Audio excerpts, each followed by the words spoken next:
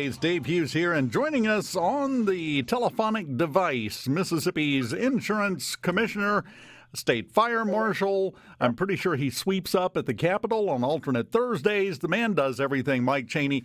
Commissioner, how you doing today?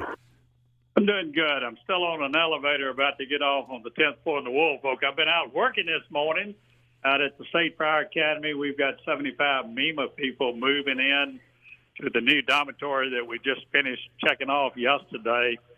It's a catastrophic place, so it's really interesting what we do.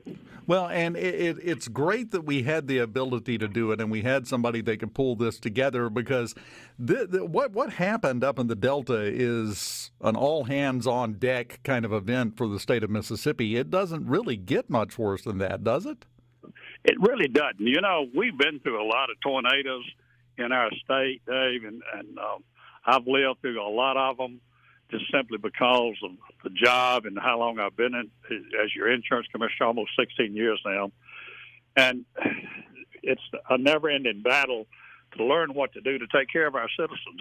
It's a tough deal, and if you live in Rolling Fork, it's horrible up there. I've been up there several times. I'll be in Wren tomorrow looking at their damage. So 200,000 bottles of water have been brought in, just to give an example of what we're trying to do to help them. Wow. And that's the thing, though. This destruction was so complete that they literally need everything. There's not. I saw somebody saying we need a list of what to give them, and I was thinking any random thing I think would help at this point, even though you don't want to give specific things, but they need everything. Yeah, you know, if people want to help out, the best way to do that, you can donate through the Salvation Army or the Red Cross or United Way. That's the best way to help out. We've run into situations this morning. For an example, early morning, I got a call from one of the pharmacists up in the area, the only one that's actually open, Charlie Darden's place. And Charlie and I had talked Sunday, and we got him wireless connection through ceasefire, by the way. Within 45 minutes after I called them, they had a wireless set up for the pharmacy so they could start dispensing drugs. And today, the insurance companies are refusing to fill the prescriptions if they're not within the 30-day limit. So we've got on all of them by 8 o'clock this morning saying, look, these people have everything they own blown away. You don't want to give them the diabetes drugs. I ought to put them all in jail. It kind of makes you want to. That's stupid. But we have a tendency to do that sometimes, Mike. You know that just as well as I do. We go by the letter of the law, and we don't think any further past that sometimes. Well, that's true here, and we were trying to remedy that with some legislation so we'd have some at least some supervision and regulatory authority over some of these health insurance companies that just don't treat consumers. You know, if you buy an insurance policy, the people ought to perform on the contract side. The insurance company owes you something you paid a contract dollar for, whether it's health insurance or for the homeowners, which brings up, that's really why y'all call me, I think, about homeowner insurance. Let me start in North Mississippi, Dave. We've got about 700 claims in North Mississippi. Average claims $25,000, about $30 million in insured losses that we can quantify at the present time. And the uninsured losses in North Mississippi plus Sharkey, Sequino could run as high as $200 million. And that's small. And that's things like school buildings. They're uninsured from a commercial point of view now. Stable cotton's all gone. All the facilities in the town. The courthouse is okay in Rolling Fork, but the water tanks are down. And that water tank was down late Friday night, and we had our fire academy folks were there, what we call our rescue first responder team. And we had a chlorine leak, and volunteer firemen, not paid people, volunteer firemen went in and cut that chlorine leak off, which is pretty dead-gum big considering what would happen to all the people that were up there working. Chlorine's deadly. So just little things that the public never knows about and the press doesn't report. That's some of the things that we do as volunteer firemen. They risk their life with no pay every day. Well, and that's the thing I think that just escapes people. They see firemen and they think, firemen, oh, well, they're getting paid. They got good benefits. Volunteer firemen, routinely stop their lives, stop what they're doing, put everything on pause. Kids' ball game doesn't matter. Wedding doesn't matter. Anything, because when there's an emergency, they drop everything and go to help other people just to help them. And that, to me, puts them on the top tier of people on the planet. Yeah, and, the head of appropriations on the Senate side represents part of that area up there and is familiar with it. And we think the senator's going to help us out a little bit on some of the problems we have in funding the volunteer fire departments. You got to have a new truck in Rolling Fork. The truck's totally destroyed. We took a lot of drone footage, which we have to do. We, as insurance commissioner, know what your insurance losses are, and we use something called Crisis Tracker, where people report real time their losses, so we'll know within an hour after something happens if people's cell phones work, an extent of some of the damage that we're going to see. So we never put a lot of that out into the public, but when you look at the footage that we were doing Saturday afternoon, and we were next to the post office whose roof was blown off, the structural engineer asked us if we would just fly right up above it and hover to see if they could send people in structurally, which we did. They went in and retrieved the mail so they could open back up Monday morning, which they did in the parking lot where all the vehicles had been destroyed. That's how we play in as fire marshals and first responders. On the insurance side, the side is make sure insurance companies pay claims. We get adjusters in, and generally speaking, insurance companies do a good job, but you always have some bad apples. Well, and that's the case no matter what you're dealing with, but that's why we have to have somebody watching out for these kind of things. I've seen horror stories out of Florida, for example, where insurance adjusters went in and then insurance companies were changing the adjusters' recommendations without notifying them and then not paying out. That's the kind of thing you have to look out for. That you do, and that's happening. We learned that after Katrina and then after some other catastrophic events in the state. So we've been able to put a lid on that, and at least in our state and in Alabama. I work very closely with the commissioner out of Alabama and Louisiana to be certain we don't have that occur in our state. Florida's just really got some problems, Dave. We're lucky that we don't have that big of a problem in Mississippi. We do have problems with fraud. We have some problems with roofers coming in that are not certified by the Board of Contractors, and I will say the Board of Contractors does a great job, and they're going to be challenged a great deal with what they do on rebuilding Rolling Fork. If you think about the fact that the hardware store up there is gone, it's going to be a brand new community if we can ever get it off the ground. We need to act fairly quick. When you got that many people without a home, a place to go, and no motels, and no living facilities, it's pretty rough. Well, and it's funny you say that because next hour, in about a half hour from now, Stephanie Lee is joining me here on the show from the Board of Contractors, the executive director. And we're going to talk about exactly those things and exactly those issues. Well, they are good people. They try to do the right thing for the state of Mississippi, and I'm glad y'all got them on. I didn't know you were having them on, but that's good. Yeah, we've got her coming on at 11:05. She's going to be on with us, and we're going to talk about all of this because we need to shine a light on it because we tend to get critical of everything, and we need to at least have a critical eye. But sometimes we forget to point out when people are doing good stuff, and we need to do that too. We really do, and I'm just impressed with the people in Mississippi. Such a great state. We've got people up there volunteering, working. Rotary clubs sent people up to unload a huge truck. They didn't have enough people working to unload a truck of relief gear that was sent in by Rotary International. My brother-in-law is past governor of Rotary from Lexington, Mississippi, and he's in Vicksburg tomorrow getting volunteers together. You know, Rotary's a pretty good responder also. So you got people helping fellow Mississippians out. And it's not about party, it's not about race, it's about helping each other as brothers and sisters that live together in one state. Well, exactly. When something like this happens, the only division that matters is, are you a person? Okay, good. I'm on your side. That should be all we care about at that point. That's right. And it's important. Let me say, since we've got a minute or two, let me just say, if you got problems with your insurance in any of those affected areas, I know most people aren't going to have power to leave and listen to SuperTalk this morning. They still like power up in Rolling Fork.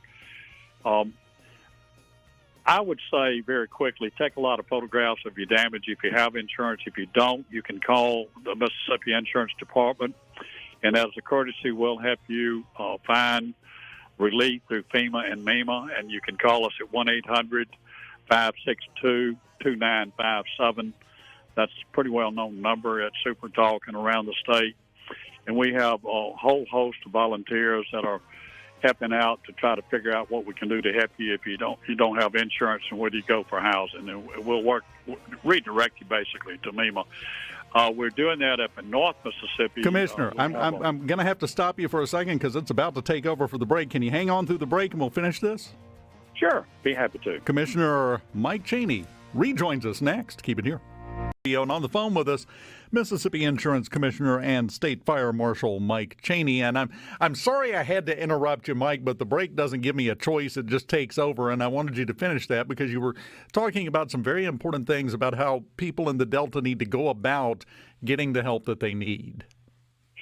So, Dave, to repeat, if you're in the Delta or even up in the Monroe area and you do not have enough coverage or insurance, you can call the Department of Insurance at 1-800-562-2957, and we will try to assist you to get help from FEMA or MEMA. That's just something that we'll do. We know that there are a lot of folks in the Rolling Fork area that like proper insurance or that do not have insurance, and we're already working with a group of those folks, and we have folks on the ground trying to create some databases so we can keep up with folks and get contact information that's needed and contact their relatives when they need help to help them out. That's just something that we get involved in that we don't normally do, but we do it during catastrophic events. I will tell you during the break, I was able to sign a notice to all the health insurance companies in the state that sell here and tell them up in the Rolling Fork area, and basically this is what it says, that in a nice way, to assist affected Mississippians, the Mississippi Insurance Department here is hereby directing all health insurance carriers in this state to work with their affected policyholders in the aforementioned counties to waiver any time frame regarding the refilling of necessary medications to ensure that these persons are able to replace their lost medications. Health insurance carriers should work with their affected policyholders and pharmacies to ensure that their policyholders' medications are replaced as quickly as possible. Now, the reason we're issuing that bulletin is to make insurance companies do right, and we had two bills that made it through the legislature and the governor vetoed that would have helped us solve that problem without the use of these bulletins, but unfortunately they got vetoed, and I don't think they'll be overridden, Dave. That's a big deal, and I don't want to drag politics into it, but if you're going to be a regulator and make the companies do right, you got to have some statutory laws that the legislature can only help us with to make the companies do the right thing. Well, nobody's scared of a guard dog that doesn't have any teeth. Amen. It's like if we don't have any teeth, I can't tell them to do something. They just look at me and laugh. That's kind of what they did during the UMMC and the Blue Cross debacle. They just looked at me and said, for 9 months, you can't do anything to protect those people we kicked out of network, although we tried. And that affected 500,000 people. Man, I'm still mad about it. Well, understandably so. But, this is why you have the job you have, because you read that bulletin that you sent out, and that was so more nicely worded than I would have written. I'm just going to be honest. We are in government, Dave. We got to be nice.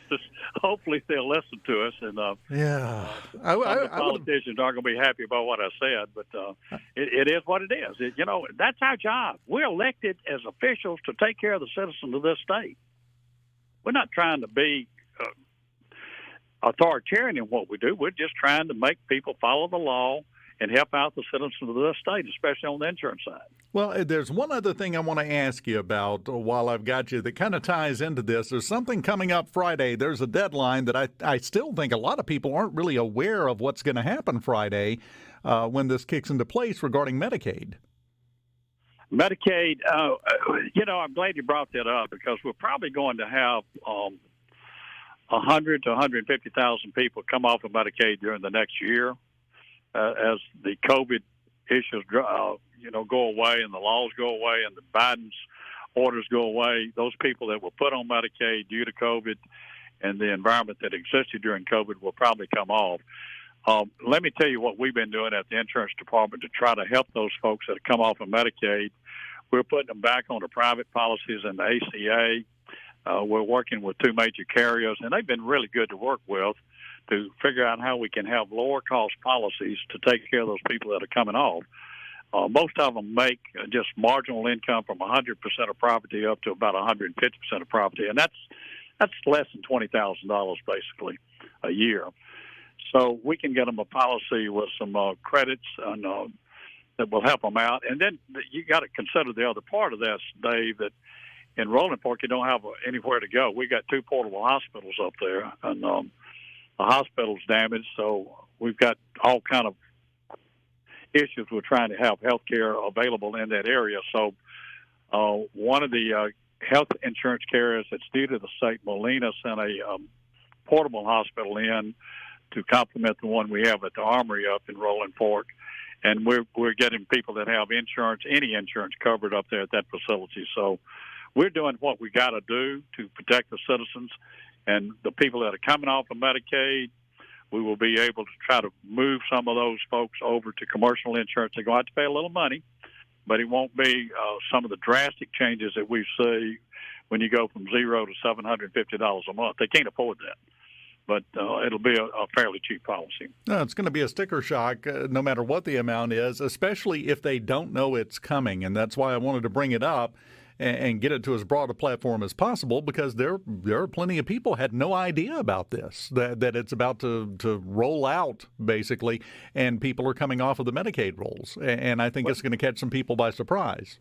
Yeah, and, Dave, I said at the MEC back in October of last year that this was going to happen, and some of the reporters there from the press said, "Oh, we don't believe that, and you're wrong." And I said, "It's coming. You just need to look at what the law says and what's going to happen in April of 2023." And that's the reason we are prepared to help those folks that are going to come off. And the deadline, it ends Friday. So starting Saturday, this goes into effect for some people, I would assume. It will, and I haven't talked to the Medicaid division for the state to see what their take will be. I don't run Medicaid, don't want anything to do with it. That's the governor's deal, and the legislature run Medicaid, not the Department of Insurance. But part of my job when I take a constitutional oath is to protect the citizens, and so we got proactive to try to provide those people with an avenue to have health insurance when they're kicked off of Medicaid. Well, and I think before we let you go, just on a slightly different tack, I just have to ask you, have you blown up any turkeys lately? No, we hadn't blown up any turkeys lately. And speaking of turkeys, I like the turkey hunt. And this legislature has cut into my turkey hunting time, which I don't really have any. But when I kill one, Dave, I'm going to blow him up and video it and send y'all a copy of it. Do it. We haven't had about blowing up. We talk about deep fat frying him and making sure he's okay to eat. That's what the state fire marshal had on. Yeah, you are. How does it feel to have a reputation as a turkey exploder? It's better than some of my other reputations that I have. You do a good job, Mike. You do a great job looking out for the citizens of Mississippi. And I don't know if anybody else is going to tell you this today, but you're going to have at least one. Thank you for that. We appreciate it. I really appreciate that. I appreciate y'all. We appreciate SuperTalk and all the family. You and Rhino have a good day. You Thanks, too. Dave. That's Insurance Commissioner Mike Chaney, also the State Fire Marshal and Chief Turkey Exploder. I had to ask him that. Come on, wait. I hadn't seen him blow up a turkey in a minute, so I had to ask about that. It's one of my favorite parts of the holidays is exploding turkeys. Well, I don't have many hobbies. You got to allow me the few that I do latch on to, and that's one of them.